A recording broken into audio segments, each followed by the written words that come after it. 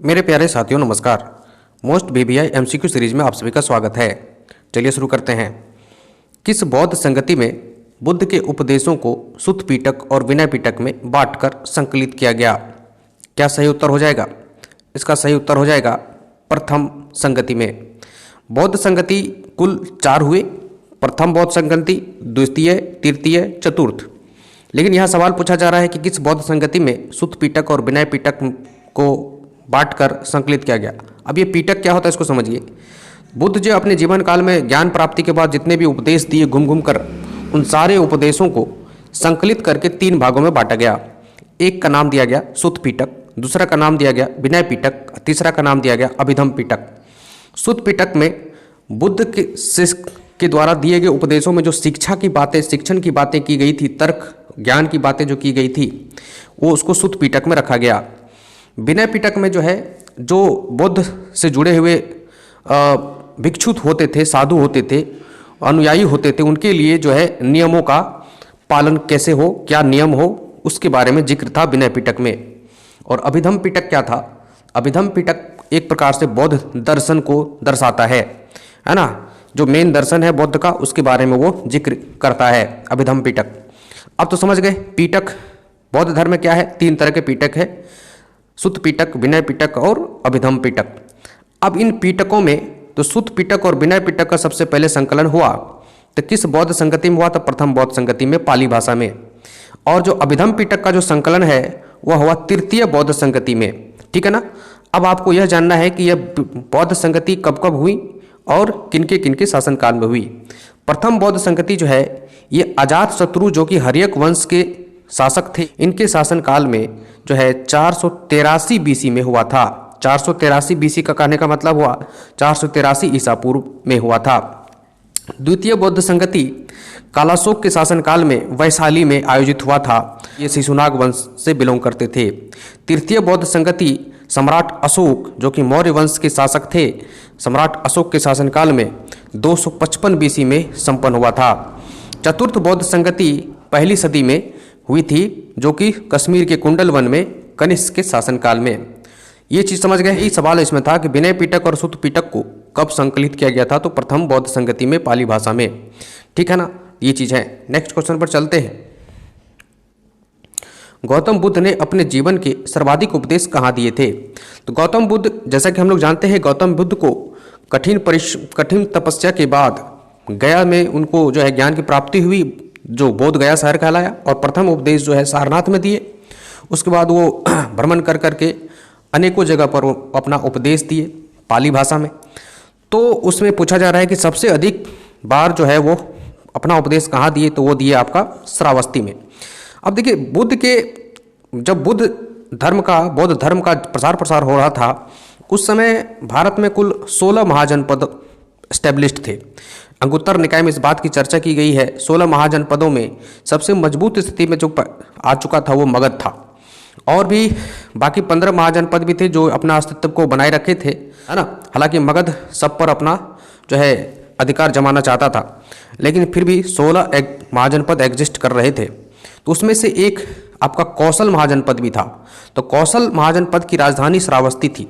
अब सवाल बनता है कि ये कौशल महाजनपद अभी वर्तमान में कहाँ एग्जिस्ट करता है?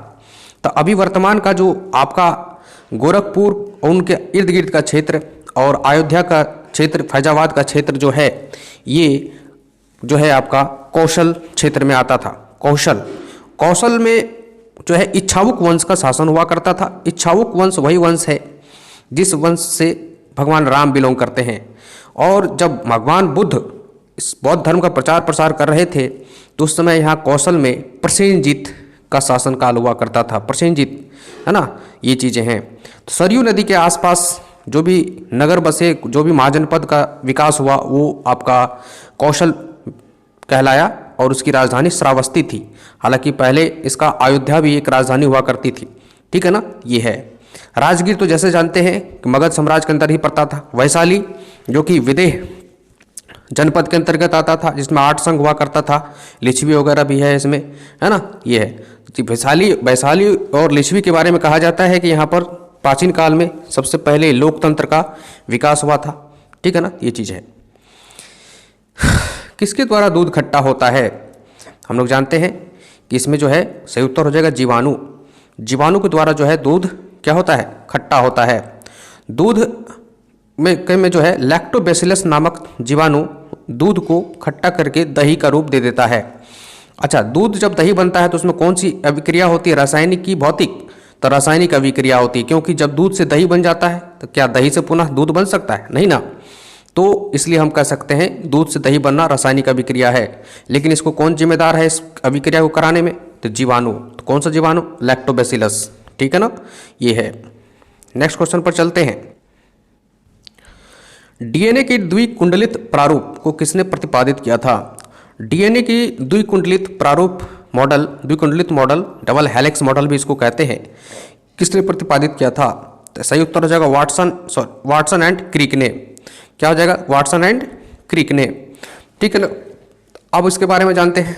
डीएनए, जैसा कि हम लोग जानते हैं कि हर जीव में डीएनए एग्जिस्ट करता है और वह जेनेटिक चीज़ें हैं, है ना, का वंशानुक्रम तौर पर चलता रहता है, पिता से पुत्र में, पुत्र से फिर उनके पुत्र में, इस तरह से वो चलता रहता है डीएनए। तो ये चीज़ें हैं। तो अब देखिए इसके बारे में और भी चीज़ों के बारे में जान जाते हैं। लेमार्क क्या चीज़ का दिए थे थ्योरी? ये दिए थे जीवन के उद्विकास का, है ना।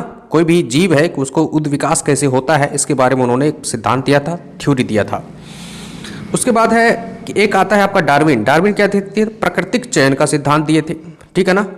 ह्यूगो डी ब्रीज क्या दिए थे? ह्यूगो डी ब्रीज तो उत्परिवर्तन का सिद्धांत दिए थे। ठीक है ना। और डीएनए का डबल हेलिक्स मॉडल किसने दिया? तो ये दिया वाटसन एंड क्रिक ने। ठीक है ना। ये चीज़ें हैं। नेक्स्ट चलते हैं। खाद्य पदार्थों में उपस्थित ऊर्जा को मापा जाता है किसमें? केल्विन से, कैलोरी से, सेल्सियस से, लैक्टोमीटर से, क्या चीज़ से होगा? अब देखिए खाद्य पदार्थ मतलब खाने वाला पदार्थ जो भी है, चाहे वो कार्बोहाइड्रेट के रूप में आप खाते हो, प्रोटीन के रूप में खाते हो, वसा के रूप में खाते हो, मिनरल्स के रूप में खाते हो, कुछ भी खाते हो, उसको आप खाद्य पदार्थ कहते हैं। तो खाद्य पदार्थ से जो हमें एनर्जी मिलती है, ऊर्जा मिलती है, उसको हम लोग किस चीज़ में मापते हैं? तो कैलोरी में। क्या चीज़ में नापते हैं? कैलोरी में, ना कि जूल में। जैसा कि हम लोग जानते हैं ऊर्जा का मात्रा क्या होता है? जूल। लेकिन यहाँ खाद्य पदार्थ वाला जो ऊर्जा है उसको क्या चीज़ से नापते हैं? कैलोरी से। तो कैलोरी में कितना जूल होता है? तो 1 कैलोरी में आपका 1 कैलोरी इक्वल टू 4.2 जूल होता है। ये आपको ध्यान में रखना चाहिए, 4.2 जूल होता है। या 1 जूल इक्वल टू कितना कैलोरी होगा? तो 0.24 कैलोरी होगा। तो जूल से कैलोरी, कैलोरी से जूल भी आप समझ सकते हैं। ठीक है ना, ये है। नेक्स्ट क्वेश्चन है, वसा का पाचन निम्न में से कौन सा करता है? देखिए ये जो जितना भी है यहाँ पर सारे के सारे ये जो है एंजाइम है, और ये कौन सा एंजाइम क्या चीज़ को पाचन करता है इसके बारे में आपको बताना है। तो वसा का पाचन जो है इसमें लाइपेज करता है। लाइपेज नामक एंजाइम क्या करता है? वसा का पाचन करता है। रेनिन नामक एंजाइम क्या करता है? आपको प्रोटीन का पाचन करता है। पेप्सिन नामक एंजाइम भी आपका प्रोटीन का पाचन करता है। ठीक है ना। तो पेप्सिन भी यहाँ पर है, तो पेप्सिन नामक एंजाइम भी आपको क्या करता है? प्रोटीन का पाचन करता है।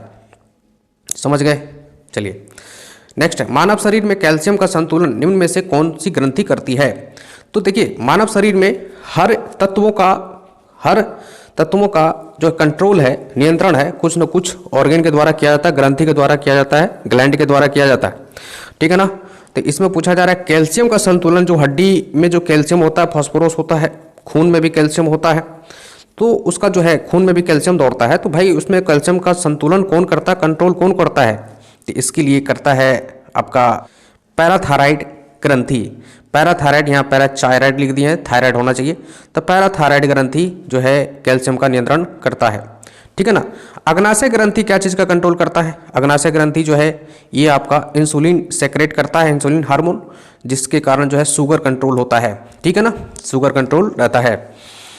जिसका ये खराब हो जाता है, इंसुलिन नहीं सेक्रेट हो पाता नेचुरल तरीके से, तो फिर हम लोग इंसुलिन खाते हैं शुगर कंट्रोल करने के लिए। पीयूष ग्रंथि क्या होता है? मस्तिष्क में होता है, इसको मास्टर ग्रंथि भी कहते हैं।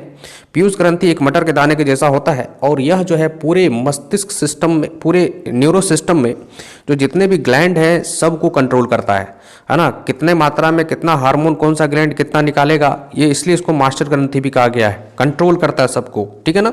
थाइमस ग्रंथि जो है WBC जो ब्लड है उसकी प्रतिरक्षा तंत्र को के बारे में उसको स्ट्रॉन्ग बनाने का कोशिश करता है थाइमस ग्रंथि। ठीक है ना। ये चीज़ें, थाइमस ग्रंथि जिसका खराब हो जाता है, बुढ़ापा होने के बाद थाइमस ग्रंथि खराब हो जाता है, काम करना बंद कर देता है, इसलिए जो है WBC उनका प्रतिरोधक क्षमता भी धीरे धीरे घटता चला जाता है। ठीक है ना। ये चीज़ें, प्रोटीन की कमी से कौन सा रोग होता है? तो प्रोटीन की कमी से जो इसमें जो है आपका रोग हो जाएगा क्वाशियोरकर। क्या हो जाएगा? क्वाशियोरकर। क्वाशियोरकर क्या रोग होता है भाई? तो आपका पेट फूल जाएगा, है ना, और हाथ पैर पतला हो जाएगा, तो इसको क्वाशियोरकर रोग कहते हैं। मांसपेशी कमजोर हो जाता है, मांसपेशी कमजोर हो जाता है, ठीक है ना, तो कमजोरी आ गया प्रोटीन की कमी से। बेरी बेरी कौन से विटामिन की कमी से होता है? तो B1 थायमिन, जिसको थायमिन बोलते हैं, केमिकल नेम है थायमिन। थायमिन की कमी से मतलब विटामिन B1 की कमी से, B1 की कमी से बेरी बेरी रोग होता है। गलकंठ रोग क्या है? गलकंठ रोग का मतलब होता है जब गला में आपका इन्फेक्शन हो गया, है ना, तो गला में सूजन आ जाता है, फूल जाता है, तो उसको गलकंठ रोग कहते हैं, फूल जाता है, ठीक है ना। एनीमिया रोग का मतलब हो गया कि खून की कमी, खून में लोहे की कमी को हम एनीमिया कहते हैं, ठीक है ना। ये चीज़ें खून की कमी और लोहे की कमी, मतलब ये हो गया। नेक्स्ट क्वेश्चन देखिए, निम्न कथन पर विचार कीजिए। आरंभ में जैन धर्म में मूर्ति पूजा का प्रचलन नहीं था। ये बात तो सही है। जैन धर्म और बौद्ध धर्म दोनों में ही आरंभ में मूर्ति पूजा का प्रचलन नहीं था। बौद्ध धर्म के जो है भगवान बुद्ध खुद कहा करते थे और महावीर जैन भी कहा करते थे कि जो है मूर्ति पूजा नहीं होना चाहिए, ठीक है ना। लेकिन बाद में इनके अनुयायी क्या किए? बाद में मूर्ति पूजा भी करना शुरू कर दिए। दूसरा है दिगंबर संप्रदाय के लोगों ने महावीर एवं अन्य तीर्थंकरों की पूजा आरंभ कर दी। तो दिगंबर क्या है कि जब जैन संप्रदाय दो भागों में बट गया, जैन धर्म दो भागों में बट गया, दिगंबर और श्वेतांबर। तो दिगंबर वाला जो था ना, वो जो है मूर्ति पूजा करना शुरू कर दिया। तो दोनों ऑप्शन जो है सही है, 1 और 2, ठीक है ना, ये चीज़। नेक्स्ट क्वेश्चन है देखिए, निम्न में से कौन सा कथन गलत है? जैन धर्म में आत्मा की मान्यता है। ये बात सही है, जैन धर्म आत्मा को मानते हैं, आत्मा का पुनर्जन्म होता है, ये मानते हैं। हालांकि बौद्ध इस बात को नेग्लेक्ट करते हैं। दूसरा ऑप्शन है, मौर्योत्तर युग में मथुरा जैन धर्म का प्रसिद्ध केंद्र था, ठीक है ना। सी है, मथुरा कला का संबंध जैन धर्म से है। देखिए, मौर्योत्तर काल में, मौर्य के शासन काल के बाद मथुरा जो है जैन धर्म का प्रसिद्ध केंद्र बन गया, ये भी बात सही है। जैन धर्म जो वहाँ केंद्र बिंदु बन गया था मथुरा में। सी है, मथुरा कला का संबंध जैन धर्म से है, ये गलत है। यहाँ पर मथुरा कला का संबंध सिर्फ जैन धर्म से भी नहीं है, से ही नहीं है, यहाँ बौद्ध धर्म से भी है और हिंदू धर्म से भी है। तीनों धर्म से रिलेटेड यहाँ पर साक्ष्य मिले हैं। डी ऑप्शन है, जैन धर्म संसार की वास्तविकता को स्वीकार नहीं करते, है ना। तो वास्तविकता को तो स्वीकार नहीं करते, ये बात तो सही है, ठीक है ना। तो ये चीज़ है। तो मथुरा कला का संबंध क्या है? जैन धर्म से है, ये बात आपका गलत हो जाएगा। सी ऑप्शन गलत ढूंढना था, ठीक है ना, ये चीज। नेक्स्ट क्वेश्चन, जैन धर्म अपने आध्यात्मिक विचारों को किस ग्रंथ से ग्रहण किया है? जैन धर्म अपने आध्यात्मिक विचारों को किस ग्रंथ से ग्रहण किया है? तो वह है आपका सांख्य दर्शन से ग्रहण किया है, सांख्य दर्शन। हालांकि बौद्ध धर्म भी सांख्य दर्शन से ही इंस्पायर्ड है, और जो भगवान बुद्ध के जो पहला गुरु थे अलार कलाम, वो भी सांख्य दर्शन का ही ज्ञान कराए थे उनको, ठीक है ना। तब जाकर के आगे वो उनको अपना बुद्धि खुला, दिमाग खुला, ध्यान लगाए और फिर ज्ञान हुआ, है ना। उसी प्रकार से जैन धर्म भी सांख्य दर्शन पर ही आधारित है। तो इसमें से सांख्य वाला ऑप्शन है ही नहीं, तो उपयुक्त में से कोई नहीं हो जाएगा, ठीक है। चलिए, थैंक यू।